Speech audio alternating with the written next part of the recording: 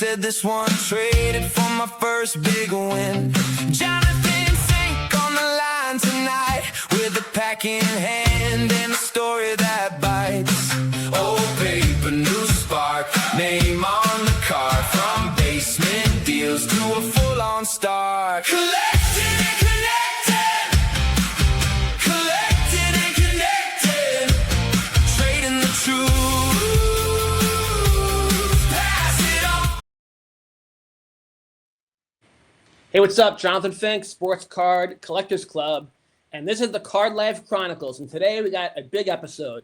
We're going to rip basketball packs, and the reason why is to celebrate that I have officially completed the draft of the Pokemon Gods Are Real. That means I can now send it off to my book layout designer, and we can take that manuscript and turn it into the chapters and get the page layout, the page numbers, all that stuff set, and then we can create the exterior book cover and the spine of the book, and then get it off to the printing presses so that book could be ready for release for the 30th anniversary of Pokemon on September 16th. So I'm literally going to release it the same day as the Pokemon 30th anniversary release. So that should be pretty epic. Worked so hard on that book, spent over a year researching it, spent 6 months writing it, and then another 6 months, editing it, improving it, and that sort of thing. And so it's been a real labor of love, 2 years.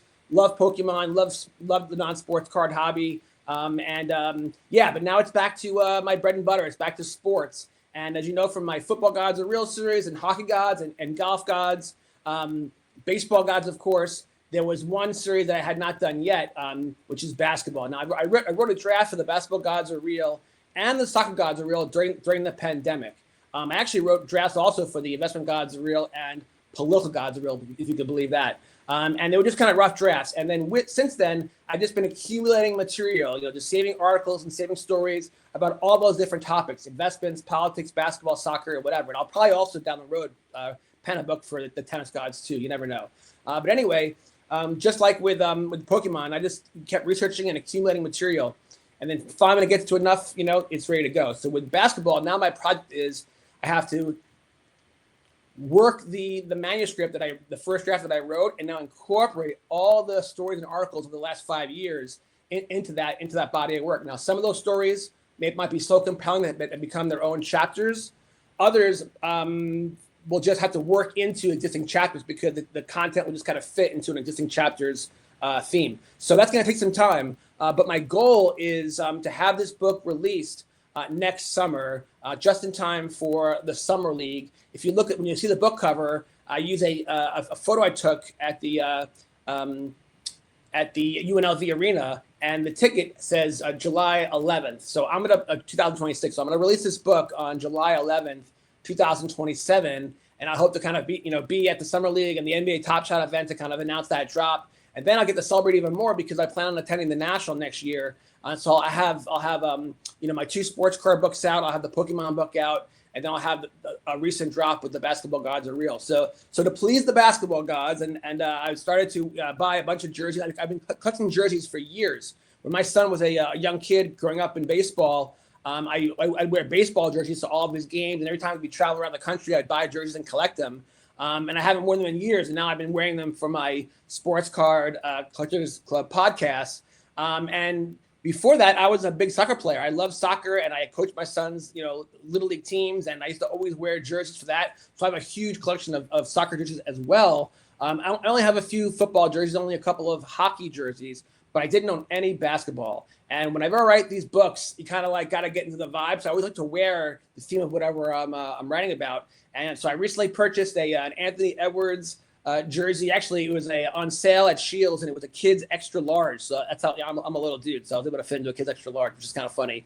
And then I picked this up on sale as well. And then I got a Kansas City Kings jersey that I bought on eBay on the way. And then I bought a Patrick Ewing jersey. So I got all the jerseys that I can now wear to kind of channel the gods and bring me some good vibes and some good creativity. And in the meantime, I'll be writing that book, and I'll be playing my Lost Franchises simulation game on NBA 2K. And with that, I'm playing the video game. Whenever I'm taking breaks from editing, you can't edit 24/7. You take breaks. So, when I'm not meditating or on a walk or whatever, I'll play a couple games. And then my goal is I'm going to start with the 83 series and start with the Kansas City Kings. And I'm bringing back the Lost Franchises like like the Buffalo Braves and the Syracuse Nationals and the New Jersey Americans and stuff like that. And then I will buy the cards and create a PC of all the players that I use. So my first draft pick, my first guy I traded for was Dominique Wilkins. So I actually had his card from the 1986 Flair set. But now Tree Rollins and Bill Walton and all the players that are on my team, I'm out on eBay and I'm buying the cards, and then I'll display them throughout the year on all the different social media.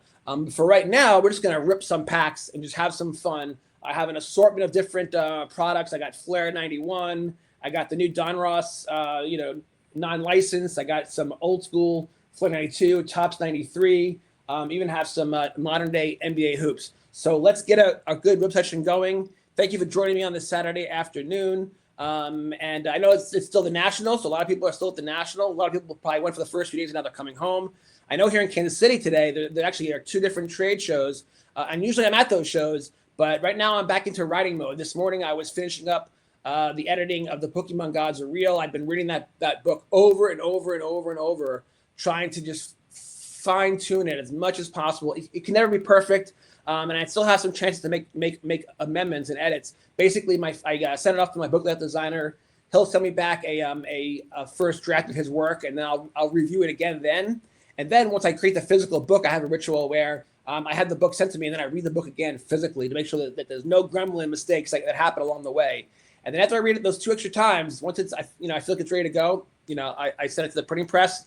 I click ebook on Amazon and I make those books, and then it's done. I can sometimes make changes when books get released. In fact, with the Sports Card Collectors Club Volume 1, there actually might be one or two little wrinkles in the ebook.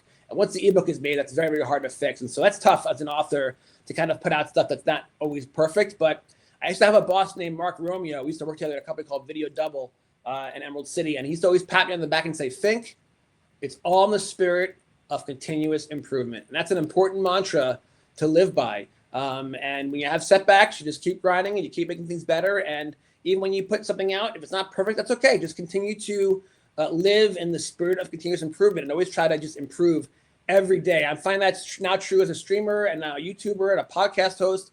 I'm always trying to find ways to get better. I'm still learning, and if you're lucky in this life, you never stop learning, you never stop growing, you continually evolving your soul, So anyway, let's rip.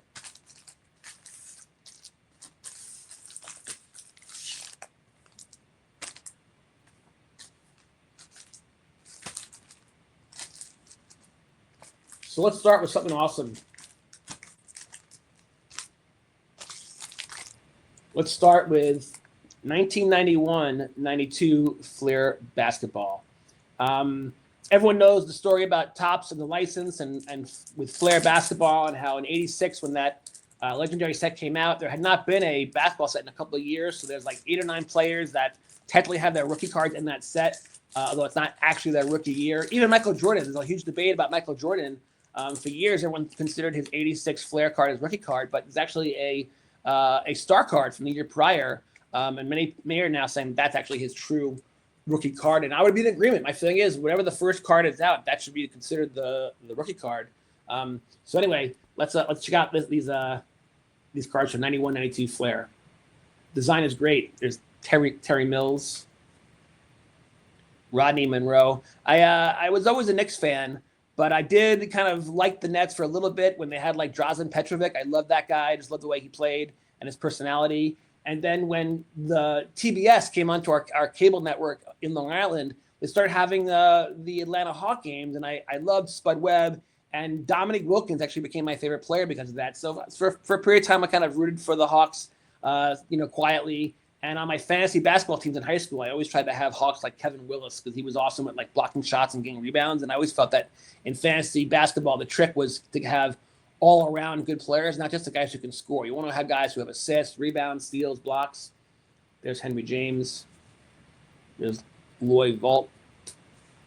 Chris Mullin. Chris Mullin had one of the players who had the rookie card in the 86 Flair. Alan Bristow. Greg Sutton. So John Starks, I wish he won a title. He never got a chance to win a title with Patrick Ewing, but he was on one of those great New York Knicks teams that were always good, but not good enough. And I always loved John Starks. He was a really blue collar player, and he was terrific. Great dude. Ooh, back to back. Greg Anthony, the two of them, roamed that backcourt during those Knicks years. And I love the anomalies when you pull two cards in a row. So that's awesome. Greg Anthony. Reggie Williams. My wife's name is Reggie, so I always give a shout out to Reggie. That's a great uniform, by the way. Whoa, speaking of the Kansas City Kings, Spud Webb. I mentioned Spud Webb earlier. I'm now doing a franchise with the Kansas City Kings. This card's going into glass PC for sure. Let's get that going. Another anomaly. We got back-to-back Kansas City King cards. It's a shame that we don't have a NBA team now. I guess back then we couldn't support it. There was the money and enough fandom to support ticket prices and all that stuff. Nate McMillan, my son's name is Nate. Back-to-back Sonics with Michael Cage. So 3 different cards, 3 different sets of doubles of back-to-back teams. And here we go with Spud Webb. Oh, my glass. Hold on.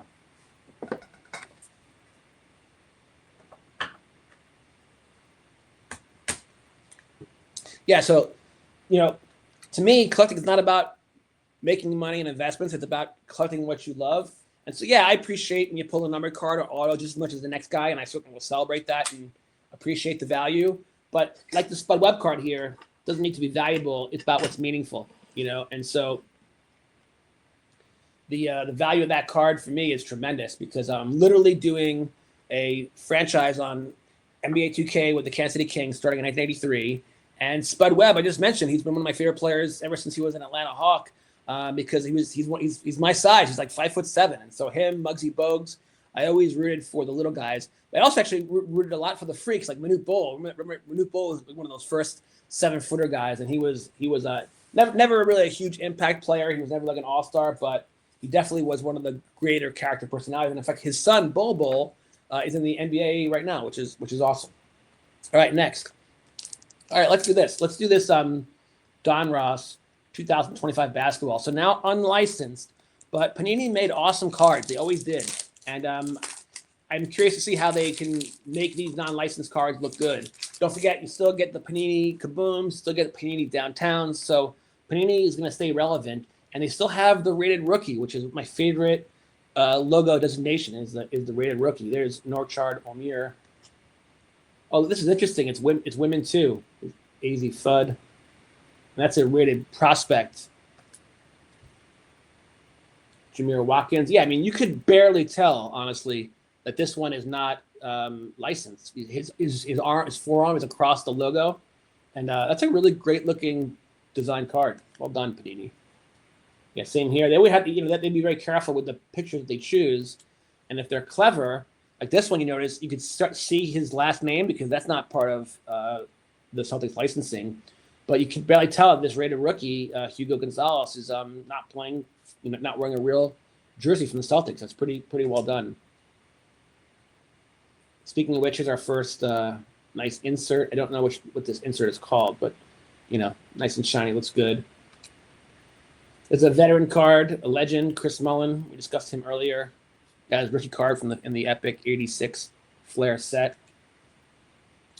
Now, I don't know why these marbles are not premium cards like Kabooms. This Cade Cunningham, I love the marble design. It's one of my favorite cards.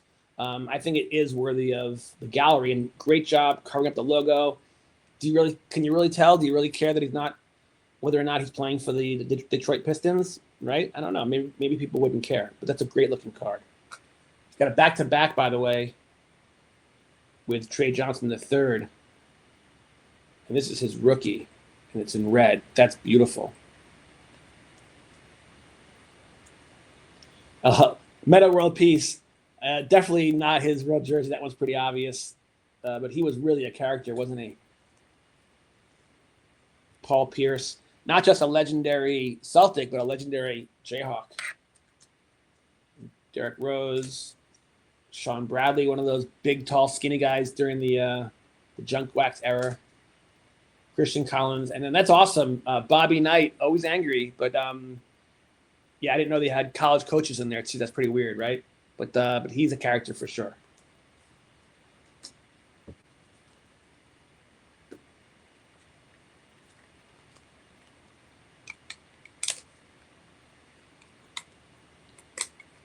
So yeah, it might be a little hard to get focused on basketball because honestly, the attention right now in the hobby is training for football. Training camp has started. Believe it or not, the Hall of Fame game I think is just 2 weeks away now. So we're getting really close to some football again on TV. As you guys know, I wrote the book Spirit of the Gridiron about Beck Jordan in the College Football League, Simpson College, Division III school that starts a revolution. And so, yeah, to celebrate that and keep it in people's focus and whatever, I'm actually playing a franchise on College Football 27 where I recreate the College Football League, which is a promotion relegation league, just like European soccer. And it includes everyone, not just Division I teams, but Division II, JUCO, D3, NAIA, because it's meritocracy. If you're a really good team and you move up, awesome. If you want to stay in the bottom league and not spend a lot of money, that's fine too. But in a promotion relegation league, every game matters because you're fighting to get promoted. You're fighting to avoid relegation. It makes every game meaningful. So I'll still be definitely watching lots of football this year, and eventually working on the rest of that series. It's a 10-part series. I've only published volume 1. I've actually written the drafts of volumes 2 through 7. So I still have to do 7 through 10, or 8 through 10. I know how the book ends for sure, but I have to actually execute it and write it. But I want to write the entire thing in totality so that everything connects, all the storylines. And so instead of just putting out one book at a time, eventually they'll be released that way, but I'm going to write the entire 10-part series first. And so I might not release volume 2 for some time. So go check out volume 1 and enjoy it. Because it's been, it's actually, it's when I put out so many books, some book has to be my least sold book. I think my Music God books are probably my least sold, but I'm always rooting for the books that are not as popular. And Spirit of the Gridiron, I'm so proud of that book. Fictional novel, just, great story about college life, fraternity life, and all that stuff, falling in love and the beautiful grind of college. It's such a great book. So I always have Spirit of the Gridiron in my mind, but for the next 12 months, however long it takes, I'll be dedicated to basketball to produce the Basketball Gods Are Real and make that book as awesome as possible.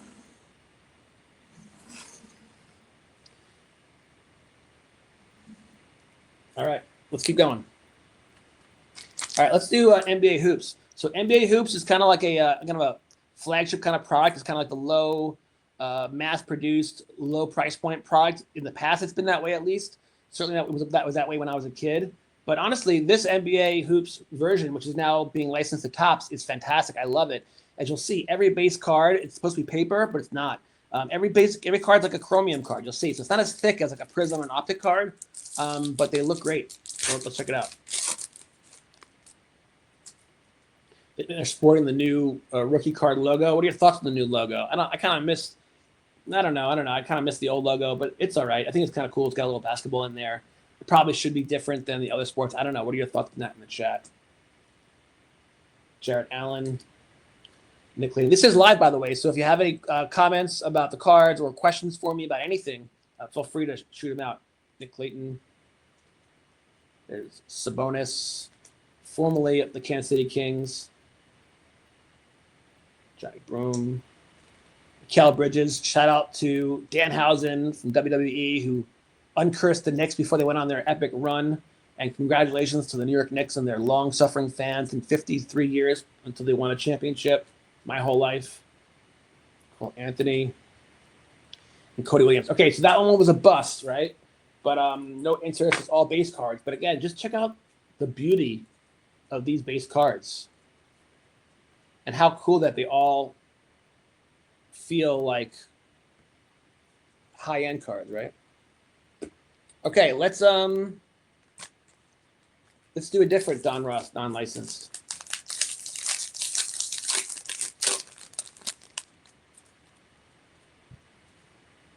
Yeah, so I've never done this before. I've never written a book like the Basketball Gods Are Real, the first draft, and then come back years later to basically like overhaul it. There's Cat. Cat's a big collector now. He was at Fanatics Fest buying and selling cards, opening V-Friends packs. That's awesome. John Morant. I feel bad for John Morant. His reputation got ruined for making a couple silly decisions, but I think he's one of the most talented players in the NBA. One of the most fun to watch for sure, and I think he can be really good in Portland. So keep our eyes on that. Here's a cool photography alert with Dort, Malik Beasley. Chris Paul had a great career. We got a rated rookie. Cam Christie, super young, so he's still has a chance to prove himself. Just a beautiful card with crisp. Look at that thing shine. Panini makes great looking cards. They do. They always did. All right, we consider this a hit. A bomb squad Wembayama. I think we have to put that one in the gallery.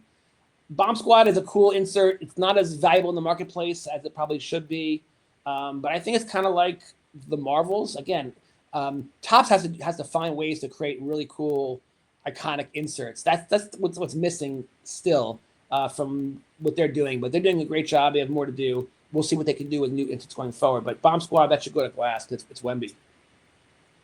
Wemby's going to probably be the face of the league for some time to come. In fact, he's now the face of the new NBA 2K 27.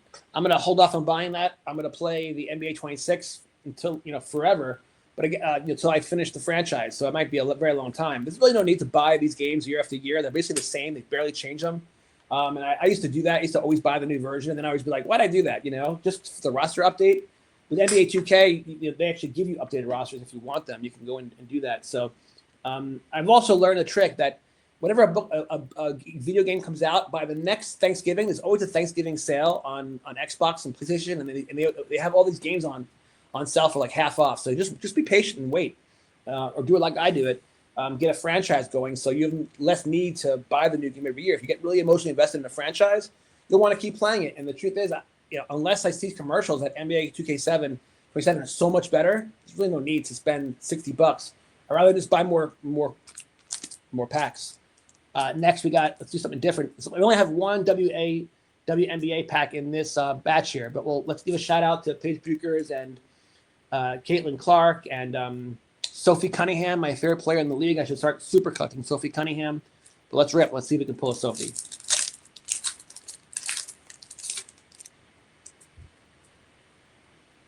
There's Angel Reese. She's now on a new team. A legend card, Nancy Lieberman. Tina Charles. We got a Ray Wave for Ray Burrell. Another Ray Wave for Alana Smith. A legendary card for Cheryl Swoops. Yeah, Cooper. Collier, Fireworks. Cook. And Tina Thompson. That, my friends, is what you call a bus pack. But I like how they give you a lot of cards per pack, not just like 4 per pack, like a lot of the Chrome stuff. And yeah, it's a bust. But WNBA's got a lot of potential. I think Caitlin Clark and Paige Buchers have been huge additions. And there's a couple more young ladies coming out of the college basketball circuit next year that will also, I think, really help the league get even better. All right, here we got a 1993-94 NBA Series 2. This is just an individual pack. I think I probably paid $6 or $8 for it at the unopened Pac-Man store in Olathe, Kansas. But this sealed high box is like $200. Everything's going up in price, but all this mid-90s junk wax, it's not junk anymore, and it's certainly becoming very valuable. Hey, shout out to the chat. 15 people watching. I appreciate you spending some Saturday afternoon with me. I'm celebrating that I'm finished with the Pokemon Gods Are Real, and I'm now going to start working 100% full-time on the Basketball Gods Are Real. Get that book ready for release on July 11th, 2027. We got Tim Hardaway, Benoit Benjamin. Remember Isaiah Rodder? He was supposed to be so good. Scott Williams. Wayman Tisdale. Kansas City Kings, dude. I love it. I feel like I should be keeping all the Kansas City King cards, yeah? Whoa. Oh, it's just a I got fooled. I thought it was a Jordan card. It's just a scoring. Oh, no, it is. It is. It's his Topps Rising Scoring Leader card for Michael Jordan. That's a banger. That's got a good glass. And then Topps Future Playoff MVP, John Starks. I'm going to keep that. That might be a future gift to Paulie from the Collecting and Connecting Podcast Network. Frank Johnson. Kenny Smith. Brad Daugherty, and Harold Miner. All right, we got to get some glass going on here.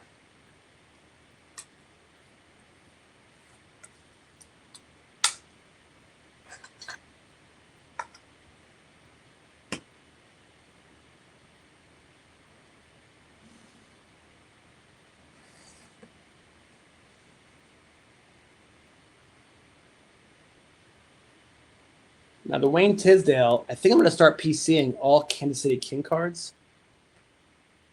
So I'm going to put that in the glass too. Actually, I don't know if you can see it. If you see in the second camera, top row, all the way on the right, the second one in is the Kansas City Kings banner. I bought that used somewhere. I forget where I got it. So do you think that John Starks deserves to go into the gallery? I'd say yeah, it does. For sentimental reasons, it should. Yeah.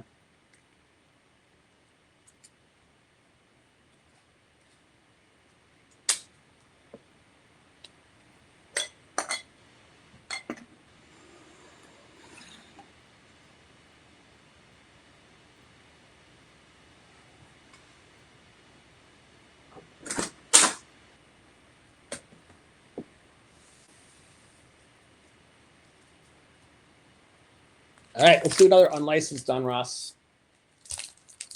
You know, the Don Ross is unlicensed, but I think each blaster and mega has some guaranteed hits in them, which is cool. So might just be, you know, a patch or a piece of a jersey, but if we're lucky, we'll get an auto, and that'd be sick. Donnie Freeman, Micah Peavy. Got the rated rookie and the rated prospect, and then another rated rookie, Caleb Love. Seeing the second meta world piece.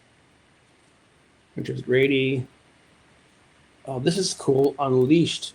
Hugo Gonzalez. Look at that, like leopard black cap behind him. That's a pretty cool design. You got the Derek Queen Gravity. Cade Base. Lynn Sanity, Jeremy Lin. My son's first game ever was at Madison Square Garden for the Knicks, and it was during Lynn Sanity. Lamar Odom, and then Dan Hurley.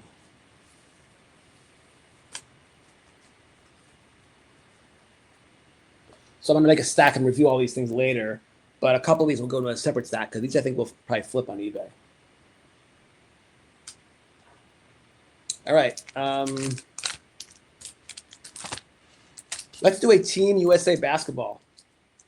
I got one of these. So yeah, I prefer buying full sealed boxes of junk wax hobby like I do at the baseball card store in Overland Park, Kansas. Shout out to Jordan, Neal, Scott, and Jake and the whole crew over there. But up in Olathe, the unopened Pac-Man store, they don't let you buy individual boxes, just individual packs. They have a really insane selection to choose from. So it's a lot of fun. That's where I found this pack.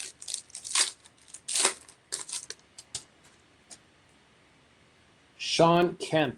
So he was one of like the best dunkers of his generation. I mean, he was probably more popular because of that than anything else, right? But he was good. Oh, I just knocked over some cards.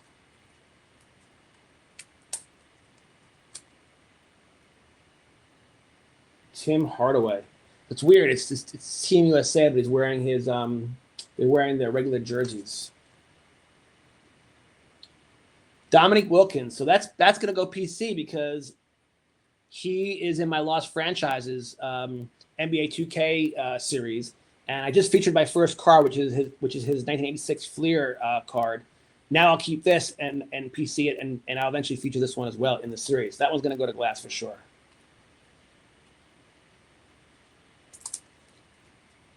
Oh, Dan Marley. He was solid, right?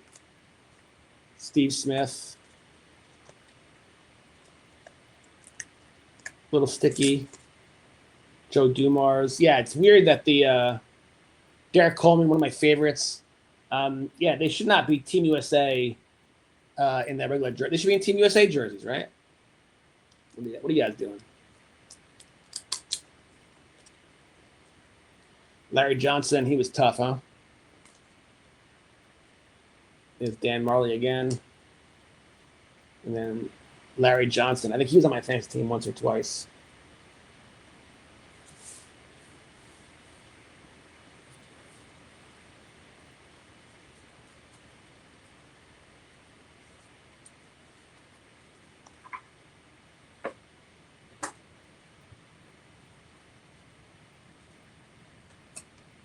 Let's get some glass for Dominique. Again, is the card worth anything? I don't know. I don't care. It doesn't matter. To me, it's priceless. I'll never give up this card. I'll keep it forever.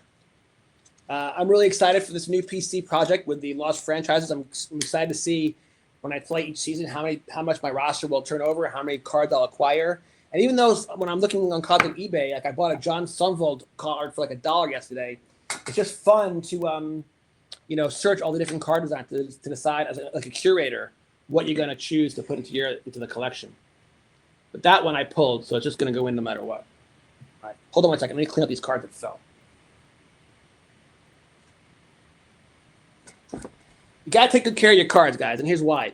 Because even if you just give them away, you want to give away cards that are in good condition, but also if you want to trade them in, no one wants your crappy beat-up cards. You got to have cards that are in mint condition to make them, liquid, so you can sell them. Even if you're just filling up a shoebox, right, and selling a shoebox for $5 or $10, you want to give them cards that are good quality because you want to, be a good Samaritan in the hobby. It's also just good business sense, right?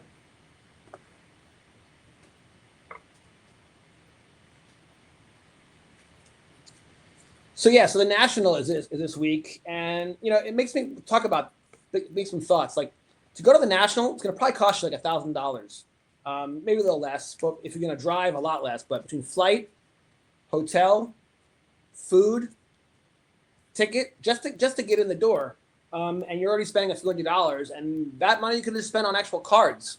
And so I think the National is something that everyone should probably do once. I'm going to go next year for sure. I'm excited for my first time.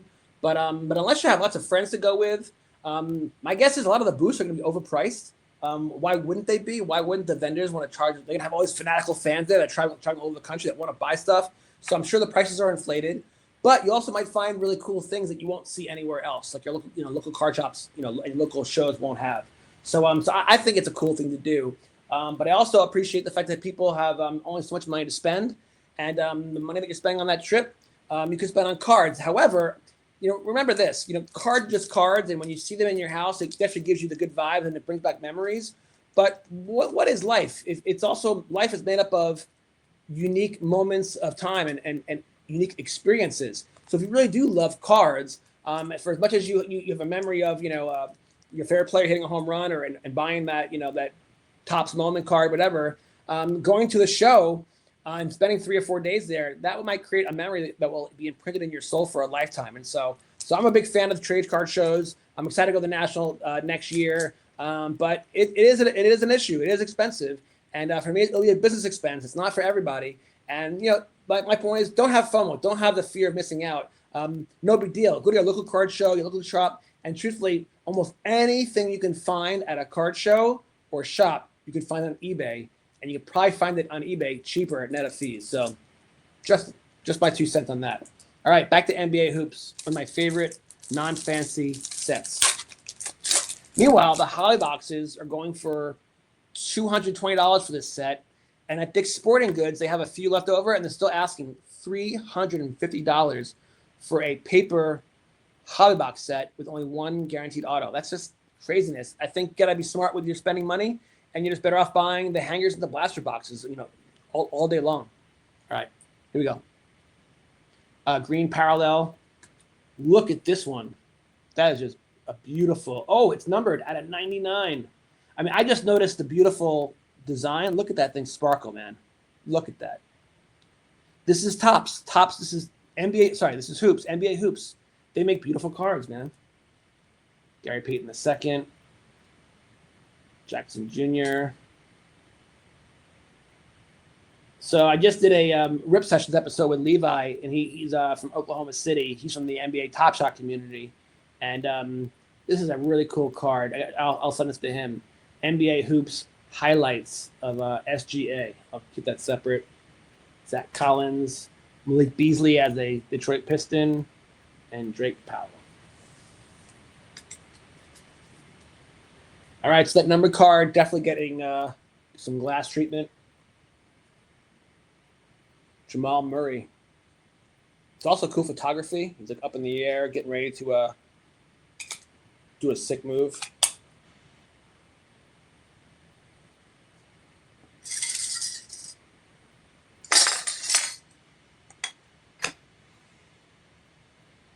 Yeah, very nice.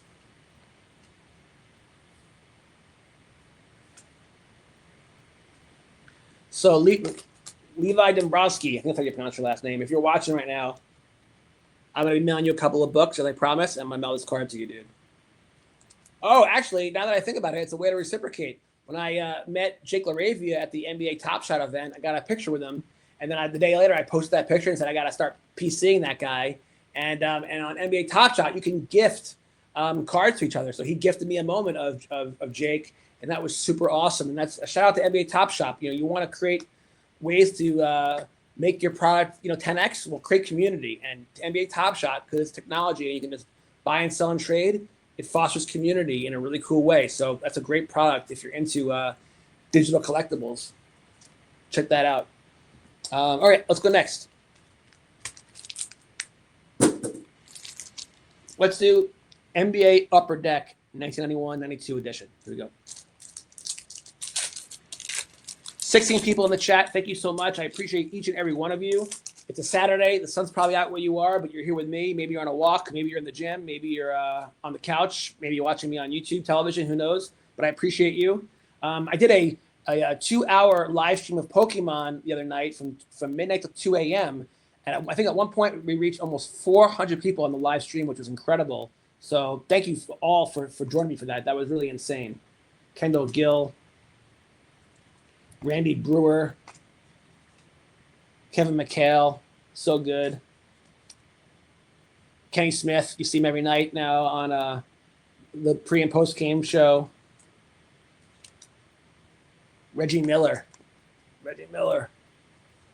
I always respected Reggie Miller. I think he's become a great play-by-play guy. We got a Bernard King All-Star card. Dennis Rodman, one of the most unique characters ever in the NBA. Sherman Douglas, Tom Chambers. He was on my fantasy team for sure. A couple of seasons, I think. Steve Smith with his draft pick card. And then another Bernard King. So 2 Bernard Kings. I love the anomalies. That's a strange one, right? Look at that. Not just 2 Bernard King, 2 All-Stars.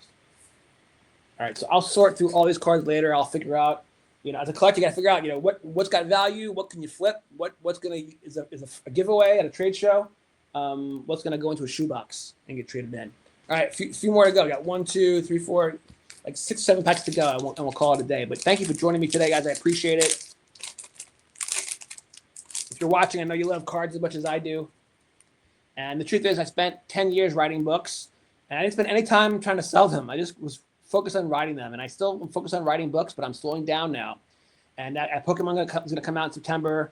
Then I'm not going to release Basketball Gods until June, and then I won't put out another book until that following December. I'm not even sure what would come out next. I have to think about that. Give that some planning. It could be the Card Life Sports Card Volume 3. Actually, could be coming out in December of 2027. But we'll see. The point is, I'm slowing it down. And that allows me to not be so obsessive compulsive about editing and writing. And I'll spend, I work so hard on these books. It's like constant effort.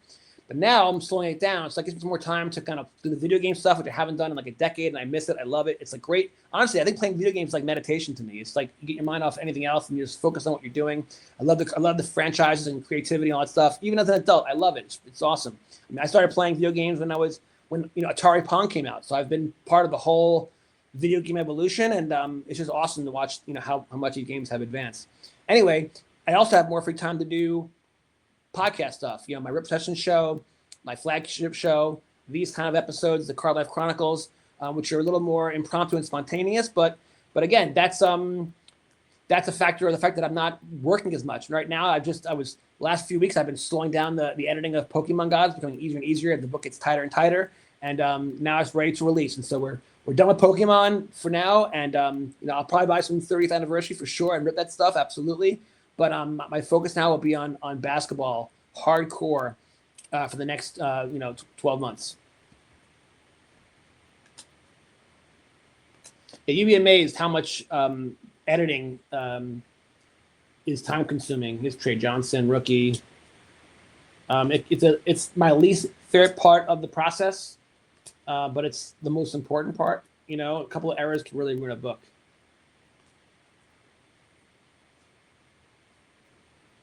There's another Unleashed insert. Larry the Legend. Yeah, think about how good you had to be for an error, to be defined by you. And I'm doing this Lost Franchises simulation. I'm starting at the very beginning, 1983, and it's called the Bird Magic era. So think about how great those two players had to be to define an entire era. There were so many good players in that period of time. All right, got another one of these Don Ross. We're still looking for the auto or the relic that should be included in this thing.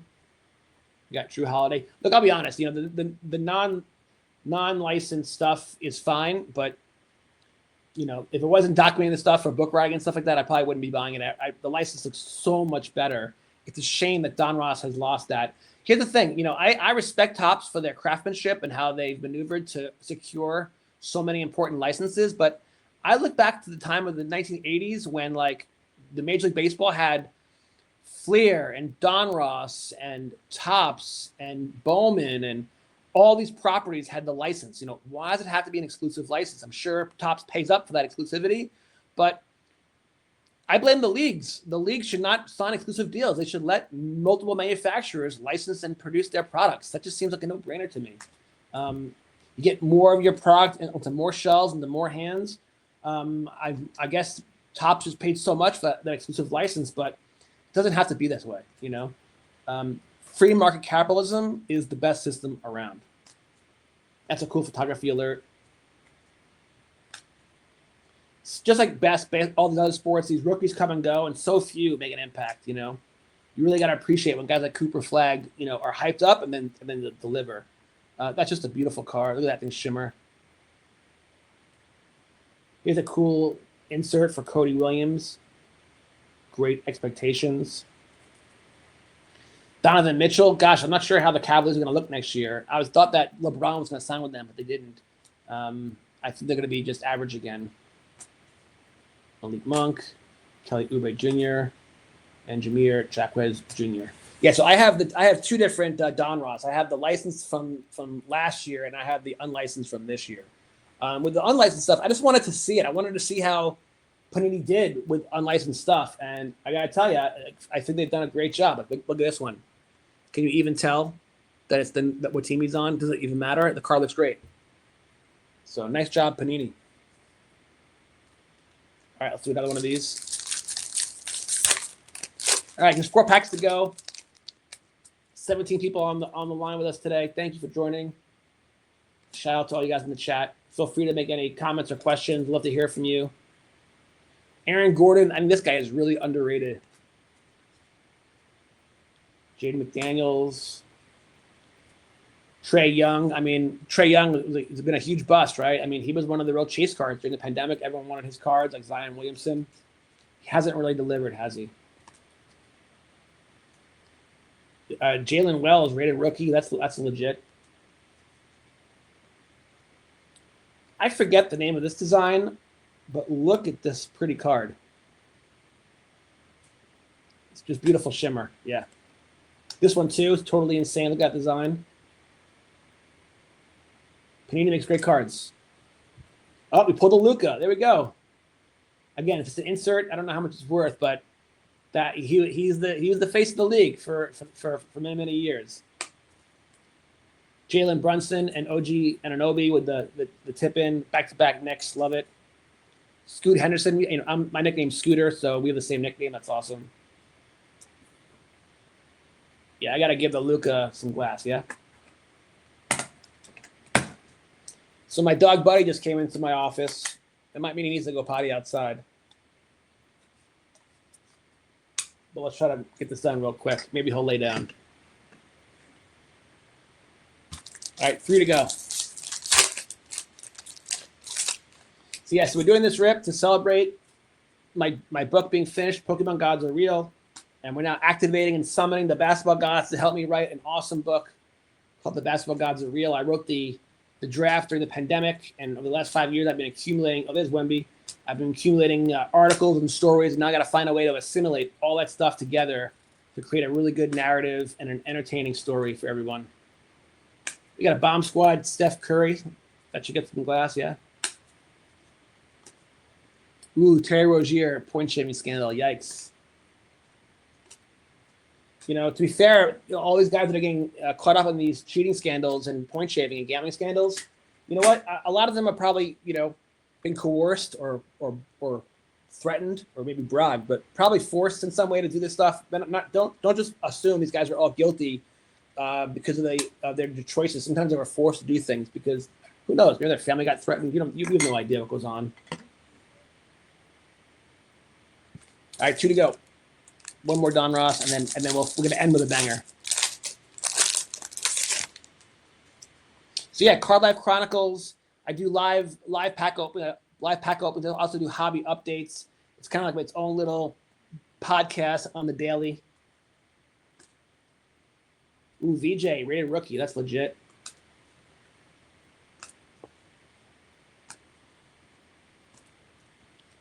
One of the all-time greats. We talked about Larry Bird earlier.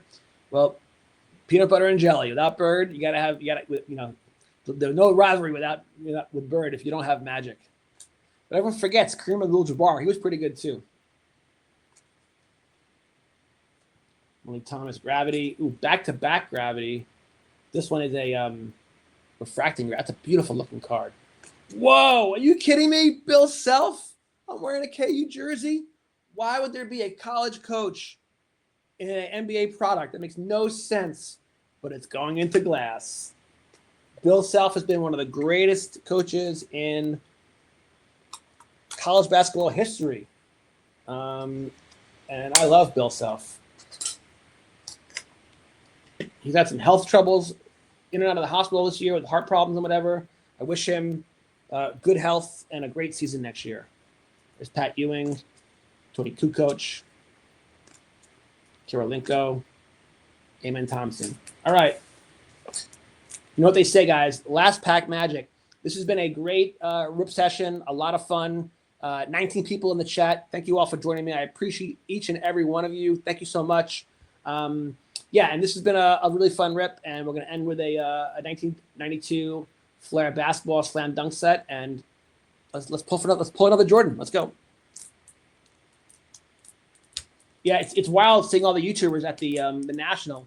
Everyone talks about how prices are at an all-time high, especially for the GOATs. And yet, there's no one more pricey and GOATy right now than Michael Jordan. And yet, people are still showing off their Michael Jordan cards they bought at the National. So they're basically buying these cards at the all-time high. And this is not investment advice, but markets go through cycles. And what goes up usually comes down, at least at some point. This has been tough to open. Yes, I'd be careful. In fact, there could be a huge buying opportunity coming soon if a big correction does manifest. It's happened in Pokemon already. It's happened in Bitcoin. It's happened in silver and gold. It might be starting to happen right now with the overall stock market. It's happened with the bond market. So, are sports cards immune to all that? No. Usually when the tide comes in, all the boats rise. And when the tide pulls out, all the boats sink. All right, here we go. Brian Howard. Kenny Williams. Whoa, look at this Jeff Hornacek with the special insert. That is sick. Danny Young. These cards look great. Oh, Scottie Pippen. Yeah, these cards look so good. They feel great. Kevin Brooks. Kiki Vanderway. Dana Brooks. Randy White. Buck Johnson. There we go. Another Kansas City Kings to add to my collection. Baby Wingate and John Scotty. So this 90s basketball stuff is expensive. It's getting expensive, but I love it. and I missed out on it. I got out of the hobby in 1988. So I missed all the 90s and the 2000s, 2010s. I didn't get into the hobby until after the pandemic. I was too busy writing books during the pandemic. I was creating Kevin Dempsey and the Republic Baseball League and writing all these drafts for all these other books that I've been doing. So now that I'm back into the hobby full time, it's so good. It's the fountain of youth. It's given me a new lease on life. It's something to look forward to every day. I love booking my podcast guests. I love doing the shows. I love preparing for them. And I love writing books about sports cards. I had published 15 books, or 14 until I got to the sports card stuff. And writing about sports cards has been so much fun. It's nonfiction, but I try to write these books in a fictional style. Continue to find new ways to enjoy this hobby. So I'm going to leave you today with 20 people in the chat. I thank each and every one of you, 20 people. I appreciate you. And we'll keep doing this.